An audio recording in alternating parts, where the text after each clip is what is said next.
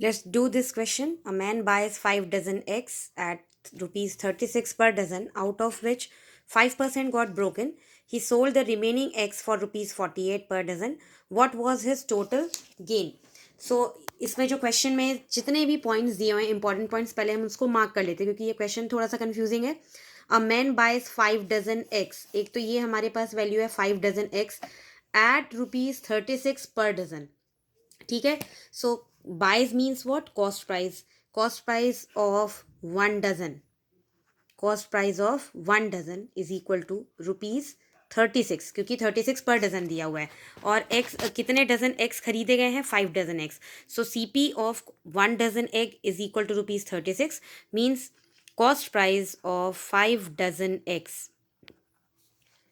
Here also we will write x and here also x is equal to rupees 36 into 5. So it is rupees 180. तो हमको मिल गया CP कितने का? 5 dozen eggs का CP. It is rupees 180. Then the next line, out of which 5% got broken. किस में से 5% broken? 5 dozen eggs जो खरीदे गए हैं उसमें से 5 डजन ब्रोकन. 5% ब्रोकन. तो हम 5 डजन निकालते हैं कि कितने एग्स इसमें थे.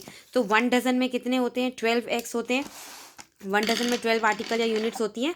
तो 5 डजन में कितना हो जाएगा? 5 इंटू 12 दैट इज 60 एग्स खरीद के लाए गए और उसमें से 5% ब्रेक हो गए. 5% ब्रोकन. 5% किसका ब्रोकन? 60 का 5%. 60 एक्स में से 5% अंडे क्या हो गए? खराब हो गए. तो we will find out 5% of 60 that is 5 upon 100 into 60. And when you will do the simplification, 5 20s are 23s are that is 3x. तो 3 एग क्या हो गए? ब्रेक हो गए, खराब हो गए. तो हमारे पास फ्रेश एग्स कितने बचे हैं? Fresh eggs is equal to 60 में से 3 जो खराब हो गए. So 57 eggs are remaining. अब हमारे पास हमने खरीद लिया है. कितने एग्स खरीद लिए हमने? 60 एक्स हमने खरीदे. मगर जब हम सेल करने के लिए गए तो सेल करने के टाइम पे हमारे पास 57 एक्स हैं. तो हम क्या कर रहे हैं? अब हमको एसपी देखना है कि किस हिसाब से एसपी या सेलिंग प्राइस ली गई है, किस हिसाब से उसको सेल किया गया है. तो remaining eggs for rupees 48. He sold the remaining eggs for rupees 48 per dozen means selling price SP of per dozen. Per dozen means what? 1 dozen eggs is equal to rupees 48. और अब मुझे पता करना है कि हमारे पास कितना डज़न एग है क्योंकि हमारे पास तो 57 एग्स हैं. तो हम ये पता करते हैं कि हमारे पास कितना डज़न एग है.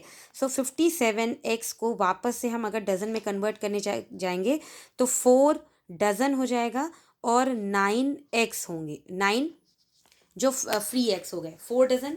ठीक है. मतलब अगर हम इसको मिक्स में कन्वर्ट करें या 57 को हम क्या करेंगे? 12 से डिवाइड करेंगे if I want to convert it into dozen. So it will be 4. तो पहले आप इसको सिंप्लीफाई कर लो और उसके बाद आप इसको सिंप्लीफाई करना चाहते हो सिंप्लीफाई कर लो, डिवाइड करना चाहते हो डिवाइड कर लें. ठीक है.